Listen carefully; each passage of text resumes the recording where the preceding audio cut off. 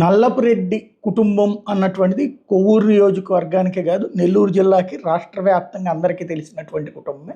సుదీర్ఘకాలపు రాజకీయ కుటుంబం. ఆ కుటుంబానికి సంబంధించినటువంటి నల్లపురెడ్డి ప్రసన్న కుమార్ రెడ్డి ఇప్పుడు మొన్నటిదాకా ఎమ్మెల్యే, ఇప్పుడు ఆ నియోజకవర్గంలోనే వేమిరెడ్డి ప్రశాంత్ రెడ్డి గెలిచింది. ఇప్పుడు ఆవిడకి ఈయనకి మధ్యన మాటల యుద్ధం నడుస్తుంది. ఎందుకని? రాజకీయాలు కాబట్టి. ఆమె ఆయన్ని విమర్శిస్తుంది, ఆయన వల్ల నేను నియోజకవర్గం నాశనం అయిందని. అదే సందర్భంలో ఆమె వల్ల నియోజకవర్గం పాడైపోతుందని ఆయన ఆరోపిస్తారు. ఇది వాళ్ళిద్దరికీ సంబంధించినటువంటి విమర్శ, ప్రతి విమర్శ.